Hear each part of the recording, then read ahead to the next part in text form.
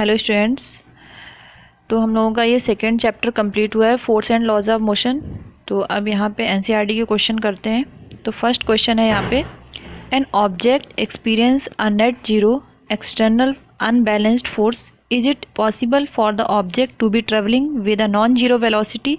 If yes, state the condition that must be placed on the magnitude and direction of the velocity if no provide a region। तो देखिए यहाँ पे question क्या है कि अगर हमारा एक्सटर्नल अनबैलेंस्ड फोर्स जीरो है तो बॉडी क्या मोशन में आई रहेगी? अगर मोशन में रहेगी तो उसकी कंडीशन क्या है, उसकी मैग्नीट्यूड उसका क्या रहेगा, डायरेक्शन क्या रहेगी? अगर ऐसा नहीं है तो उसका रीजन बताना है। तो देखिए पहले हम समझ लेते हैं कि जो अनबैलेंस्ड एक्सटर्नल फोर्स है वो क्या होता है। तो देखिए हम लोग इनर्शिया में भी इस चीज़ को क्लियर कर चुके हैं, लेकिन एक बार फिर से यहाँ पे देख लेते हैं एक्सटर्नल अनबैलेंस्ड फोर्स। तो ये हमने एक ले लिया बॉक्स, ये ऑब्जेक्ट हो गया, और इस पे हम इधर से लगा रहे हैं 8 न्यूटन फोर्स और इधर हम लगा रहे हैं यहाँ पे 5 न्यूटन फोर्स। तो जो हमारा एक्सटर्नल अनबैलेंस्ड फोर्स है वो कितना आ जाएगा? हम 8 - 5 कर देंगे तो हमारा आ जाएगा 3 न्यूटन। तो यहाँ पे देखिए 3 न्यूटन क्या आ गया? External force. तो बॉडी क्या होगी? राइट साइड में 3 न्यूटन से मूव करेगी। अब यहाँ पे क्वेश्चन क्या है? N object experience a net zero external unbalanced force, मतलब जो अनबैलेंस्ड फोर्स है उससे वो क्या आ रहा है? जीरो।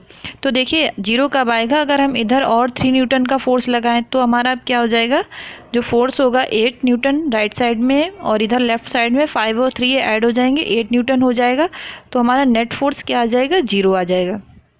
तो यहाँ पे जो एक्सटर्नल फोर्स है वो कितना आया? जीरो।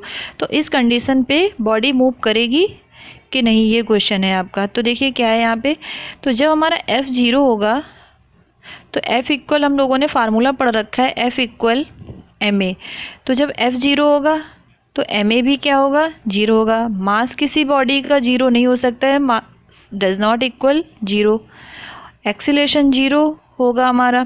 तो देखिए एक्सीलरेशन जीरो कब होता है? हम लोगों ने दो कंडीशन पढ़ी हैं कि या तो ऑब्जेक्ट हमारा रेस्ट पे हो या हमारा ऑब्जेक्ट कैसा हो? Object is moving with uniform velocity, या तो यूनिफॉर्म वेलोसिटी से मूव कर रहा हो या रेस्ट पे हो।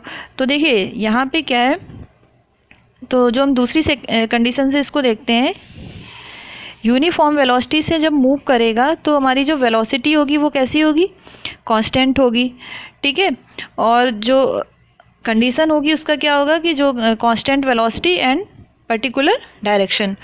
तो देखिए an object experience a net zero external unbalanced force, तो इसका आंसर क्या होगा? Yes it is possible a net zero external unbalanced force means that there will be no acceleration of the body. अगर हमारा एक्सटर्नल फोर्स जीरो है तो उसमें acceleration नहीं होगा। So either object at rest, या तो हमारा ऑब्जेक्ट रेस्ट पे होगा या मूविंग विद यूनिफॉर्म वेलोसिटी, या यूनिफॉर्म वेलोसिटी से मूव करेगा। अगर वो 4 या 5 मीटर पर सेकेंड से मूव कर रहा है तो कंटिन्यू किससे मूव करेगा? 5 मीटर पर सेकेंड से ही।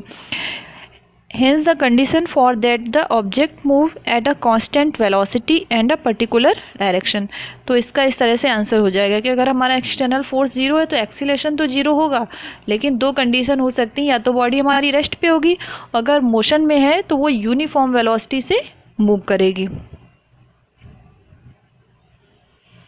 अब यहाँ पे देखते हैं second question, when a carpet is beaten with a stick dust come out of it. तो देखिए यहाँ पे जो ये क्वेश्चन है ये हमारे लॉ ऑफ इनर्शिया से ही रिलेटेड है।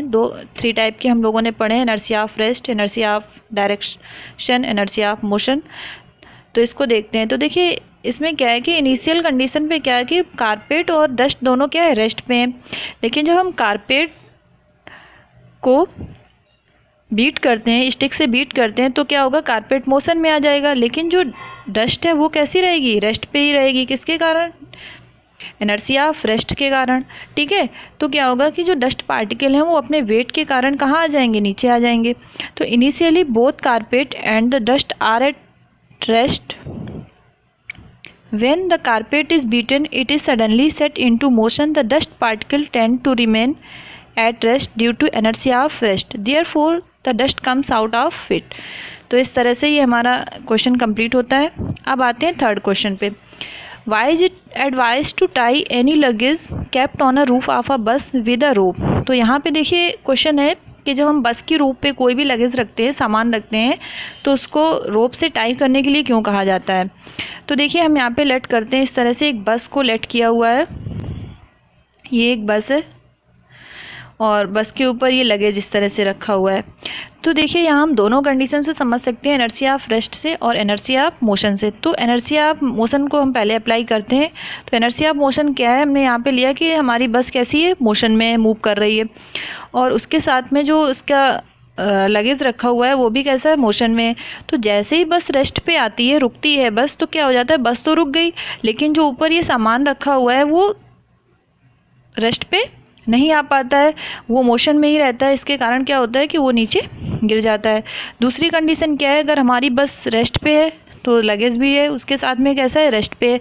तो जैसे ही बस मूव करना स्टार्ट करती है तो क्या होता है कि जैसे ही बस ने मूव करना स्टार्ट किया, लेकिन जो सामान रखा है वो कैसा है, रेस्ट पे ही रहता है, तो वो क्या होगा, गिर जाएगा नीचे। तो यहाँ पे देखिए इस तरह से इसको क्वेश्चन का देख लेते हैं answer. When the bus accelerate and move forward it acquire a state of motion, however the luggage kept on the roof owing to its inertia tend to remain in the state of rest. Hence with the forward movement of the bus the luggage tend to remain at its original position and ultimately fall from the roof of the bus. To avoid this it is advised to tie any luggage kept on the roof of a bus with a rope.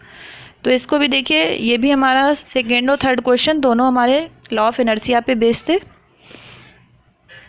अब यहाँ पे देखिए fourth question देखते हैं। तो fourth question क्या है, a batsman sets a cricket ball which then roll on a level ground after covering a short distance the ball comes to rest the ball slow to a stop because. तो ये देखिए यहाँ पे 4 option given है, तो इसमें बताना है। तो यहाँ पे जो हमारा थर्ड ऑप्शन है, there is a force on the ball opposing the motion.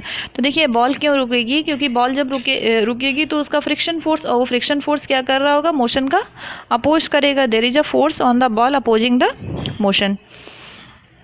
अब यहाँ पे देखिए फिफ्थ क्वेश्चन को देखते हैं। फिफ्थ क्वेश्चन है यहाँ पर,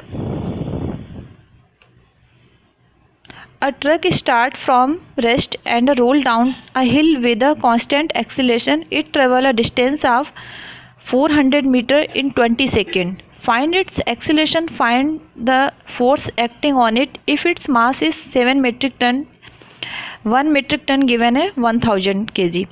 तो देखिए पहला क्या है, ट्रक स्टार्ट फ्रॉम रेस्ट। पहले हमारा ट्रक क्या है, रेस्ट पे है। तो जब हमारा ट्रक रेस्ट पे होगा तो जो उसकी इनिशियल वेलोसिटी होगी, इनिशियल वेलोसिटी को हम लोग रिप्रेजेंट करते हैं यू से, तो वो क्या होगी, 0 होगी। डिस्टेंस कितनी गिवन है, 400 मीटर। टाइम कितना गिवन है, 20 सेकेंड। मास ऑफ ट्रक कितना है, 7 मीट्रिक टन। इसको केजी में कन्वर्ट कर लेंगे, गिवन है 1 मीट्रिक टन में 1000 केजी, तो ये हमारा हो गया 7000 केजी। आपको फाइंड करना है एक्सीलरेशन एंड फोर्स। तो देखिए एक्सीलरेशन फाइंड करने के लिए यहाँ पे हमें एस दिया गया है, टाइम गिवन है, मास गिवन है। तो हम यहाँ पे देखिए सेकेंड इक्वेशन का यूज करेंगे मोशन की, S equal U T plus half A T square. S equal you हमारा 0 है तो 0 इंटू टी 0 हो जाएगा, प्लस 1/2 ए टी स्क्वायर। तो यहाँ से एक का फार्मूला जो हम निकालेंगे वो क्या आएगा, 2s अपॉन टी स्क्वायर।